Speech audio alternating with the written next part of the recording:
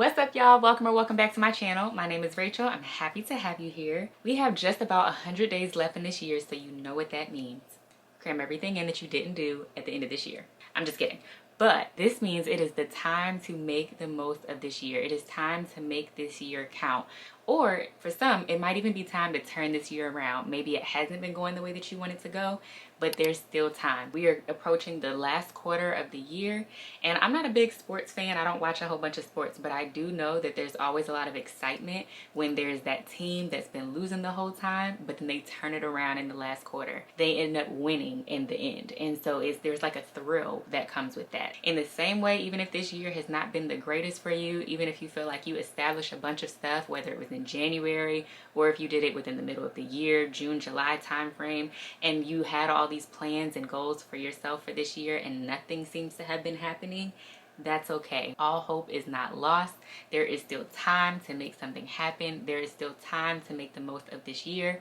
So if you didn't know, now you know. There's still chances, there's still opportunities on the table. You just have to go and grab them. This is not the time to get discouraged. This is not the time to feel like, okay, this year was a waste. I just have to wait until 2026 to start over and start fresh. You don't need to do all of that. There is still time. Remember, God's timing is not our timing. So if we do something, God can make something happen just like that, because his timing and ours, they're different. So even if we feel like we've been messing up this whole year or wasting time this whole year, there is no time wasted when it comes to God. So if you decide now that you're going to redirect and you're going to do your best within this last few months of this year, God can work with that. Okay? Don't count yourself out, and don't count out God either. You are not too young. You are not too old. You don't have to have it all figured out. You don't have to have all the answers. Just decide that you are going to make a difference, do something different, commit to it, and then just run forth in that direction. And you don't even have to make this huge, massive change in your life. Maybe it's just as small as thinking about one or two little things that you can do, maybe every day or every week or every month, that will then help you become the version of yourself that would accomplish a goal like that in the first place. I had started reading this book. I stopped reading it, but I started reading a really good book. It's called Atomic Habits, which you might have read. If you read it, give me some spoilers. It's fine. Let me know what it's all about. I do plan to start back reading, but I do remember that when I had started, one of the key points that I remember is that you shouldn't necessarily be focused just on the goal, not just the goal itself, but focus more on your identity. So becoming the person who does that thing. So I think one of the examples was the goal might be to run the marathon. But if you embrace an identity of a runner, then you're not necessarily just focused on that goal, but you become the person who would accomplish that thing anyway. I think that's what it was, okay? Don't give me the line. Don't quote me on that, but I do really think that that was one of the points. At least that was my takeaway. That's the way I interpreted it, and I thought it was really, really good. So how are we actually going to make the rest of this year count? So a few points that I want to discuss. The first one is reflect. Reflect on the year so far. Reflect on the things that you've done, the things that you didn't do, maybe the goals that you had that were accomplished, the goals that you had that weren't accomplished, and just take a survey of all of those things. Ask yourself, if something didn't get done, why didn't it get done? Was there fear involved? Were you just tired? You just didn't want to do it? Like, what was the reason that it did not get done? Maybe that goal just doesn't align with who you are anymore. It was something that you established because it sounded good. It was something that you felt like you wanted, but the more you started working towards it, you realized it didn't even align with who you want to become. That's okay. You can always change course. It's not too late to develop new habits and systems that ultimately are going to align with the person that you want to become. Or on the flip side, there could be a goal that you had that you accomplished. Celebrate that. I talk about celebrating your small wins all the time. It was literally my last video. Second thing I would say is to get a game plan. Start thinking about what it is that you still want to happen within this year. It doesn't even have to be a huge goal that you're focusing on. It could literally just be, I want to be somebody who's more like this. And then think about what is a habit that you could start working towards that you incorporate into your days or into your weeks that would ultimately push you into becoming that version of yourself that you want to be. The goal here is not to overwhelm ourselves. It is just simply to see that there is still time left in this year all hope is not lost. The year is not over. There's so much that can come out of this year, but not necessarily to take on all of that weight ourselves and feel like we have to do everything that we set out to do at the beginning of this year. It's okay if that doesn't happen, but it's just a matter of putting in some sort of effort and not just giving up because we feel like we ran out of time. And I talked in my other video about for scriptures in September when we were talking about James 2:22, faith is working together with our works. And then in the same passage of faith without works is dead. So it's kind of revisiting that. It's acknowledging that we believe that God can do something quick. We believe that his timing and it's not our timing. We know that God can move on our behalf, but we also recognize that that goes as a package deal with us doing something as well. So we have to still put some effort and action into it. And even if this year hasn't gone the way that we wanted it to, even if we had all these goals laid out that we didn't accomplish, okay, that's okay. You can still put some effort in now and still see something happen before the year is over. That's the whole point. I would recommend just focusing on maybe one or just a couple of areas of your life where maybe you haven't seen change yet or that you want to see more change, and then focus on that thing. If you don't know what it is, ask God for some guidance, for some clarity, for some direction on what to do. That was one of the things, if you've been keeping up with my Dream Life series, then you would know that I had all these plans and goals established and stuff started falling off. Nothing was getting done. And then at the middle of the year, I decided I'm just going to focus on one thing. That one thing for me was reading my Bible every single day.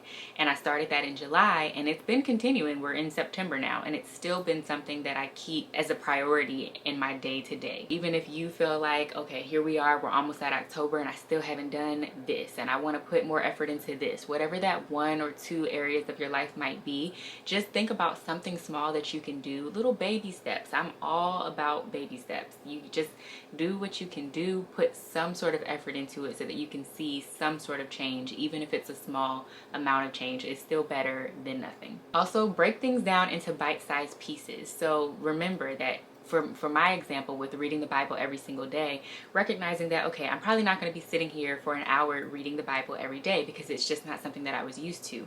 Baby steps would tell me it's okay if all I have is 5 minutes that day, because maybe there will be a day where I have 30 minutes. Maybe there will be a day where I will literally just be reading, and next thing I know, an hour went by. I'm not going to make myself feel bad for only reading 5 minutes this day and maybe only getting to read a couple of scriptures this day. That's okay, because either way, I'm still doing better than what I was doing at the beginning of this year when it was, I'll pick up the Bible whenever I just randomly happen to pick up the Bible. It wasn't consistent. It wasn't something that I was doing regularly. I wasn't prioritizing it the way that I wanted. And then as I discovered that this is something that is important to me, I want to be someone who is constantly reading the Bible. I want to be someone who is reading it every single day. So what is something small that I can do? One of the things is not beating myself up for not being able to read a whole book of the Bible or a whole chapter of the Bible in one sitting.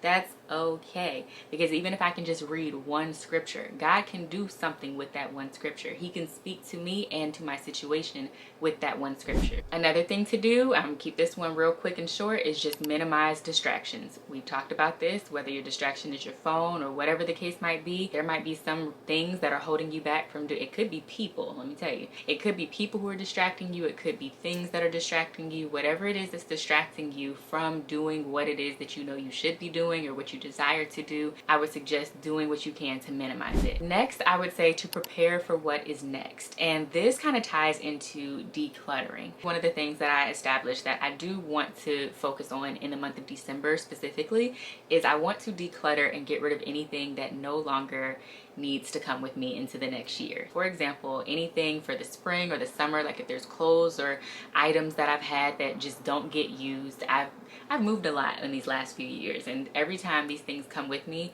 and I'm like, oh, but I'm gonna wear them, I'm gonna use it, and I just don't.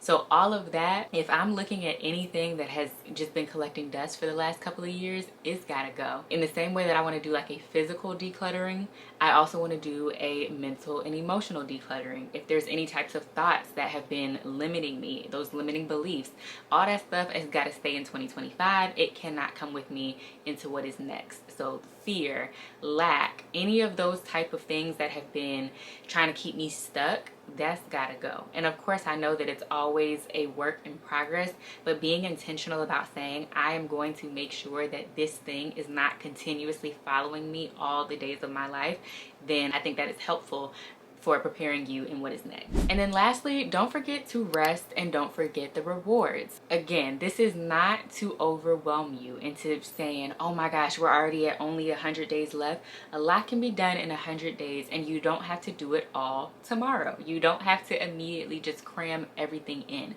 It's not about just making everything happen all at one time.